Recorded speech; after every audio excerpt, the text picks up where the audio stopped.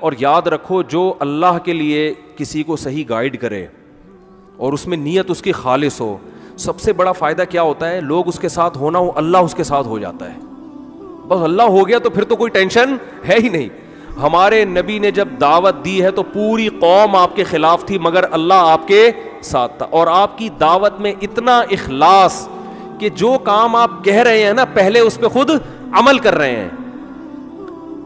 آپ صلی اللہ علیہ وسلم پہ قرآن کی آیتیں نازل ہوئیں کہ یتیموں کی کفالت کریں. یتیم کتنا زیادہ, اما الیتیم فلا تقہر, اے نبی آپ بھی یتیم تھے, اللہ نے آپ کی کفالت کا انتظام کیا, لہذا آپ نے یتیم کو دھتکارنا نہیں ہے.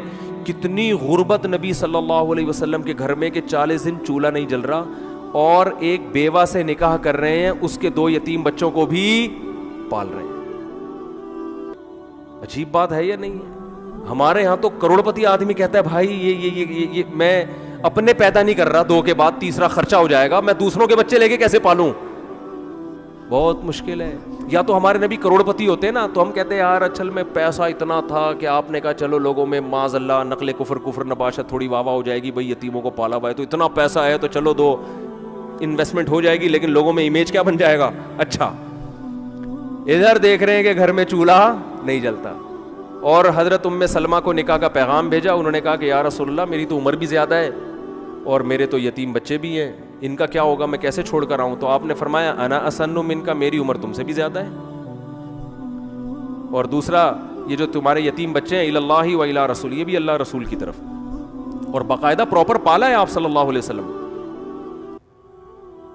حضرت ام سلمہ کے بیٹے کہتے ہیں کہ میں نبی کی گود میں تھا, نبی کی کسٹڈی میں تھا, اور آپ صلی اللہ علیہ وسلم مجھے کھانے کے آداب سکھا رہے تھے. یہ جو حدیث ہے نا کہ کھانا سامنے سے کھاؤ, بسم اللہ پڑھ کے کھاؤ, اس حدیث کے راوی نبی کے سوتیلے بیٹے ہیں, اور کہہ رہے مجھے نبی نے یہ طریقہ سکھایا کہ کھانا ہمیشہ اپنے سامنے سے کھانا ہے اور بسم اللہ پڑھ کے. میں جب یہ حدیث لوگوں کو سناتا ہوں میں کہتا ہوں دیکھو یہ حدیث کھانے کے آداب کے طور پہ تو بیان کی جاتی ہے, لیکن اس حدیث سے بھی پتہ چل رہا ہے کسی بیوہ سے نکاح کر کے اس کے یتیم بچوں کو پالنا بھی نبی صلی اللہ علیہ وسلم کی بولو سنت ہے, اور یہ کھانے سے بڑی سنت ہے. کھانے کے آداب کے تو زبردست مذاکرے ہوں گے نا, یہاں سے ایک بوٹی لینی ہے, یہ والا لیگ پیس یہاں سے کرنا ہے, بڑے تمیز سے بوٹی پوری صاف کرنی ہے, چھیچڑے چھوڑنے, پوری رپورٹ پیش ہوتی ہے کھانے پینے کے آداب, کیا کھانا ہے. اچھا کھانے میں بھی کھائیے, سادہ کھانے کھائیں, یہ والا یہ ذرا بعد میں, یہ والی روایتیں اب ظاہر ہے مرغے سامنے رکھے ہوئے ہوں تو یہ والی سنت کون بیان کرے گا کہ سادہ کھانا کھانا سنت ہے. تو پورا کھانا ہے اور اچھی طرح کھانا ہے. کمزوری طاقتور مومن اللہ کو کمزور مومن سے زیادہ محبوب ہے, لہذا ایک کے جگہ 2 پلیٹیں کھانی ہیں. حالانکہ طاقتور طاقت کم کھانے سے آتی ہے, زیادہ کھانے سے نہیں آتی ہے.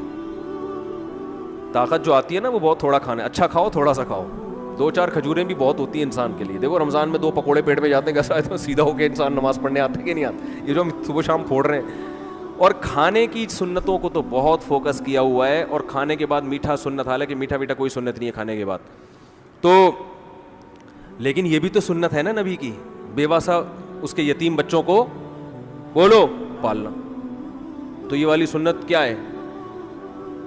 تو نبی صلی اللہ علیہ وسلم پھر غزوہ خندق میں آپ اپنے ساتھیوں کے ساتھ, صحابہ نے شکایت کی بھوک کی کہ پیٹ پہ پتھر بندھا ہوا ہے, آپ نے اپنا قمیض ہٹائی تو ایک کے بجائے کتنے پتھر تھے, 2 بندے تھے. تو لیڈر میں جب یہ صلاحیت ہوتی ہے نا, جو موٹیویشن کرنے والا اس میں جب یہ صلاحیت ہو کہ قربانی دینا جانتا ہو وہ, تو پھر وہ حقیقت میں کیا بنتا ہے, لیڈر بنتا ہے. گھر کا بھی لیڈر بنے گا, گھر میں بھی آپ خرچ کرنا سیکھو.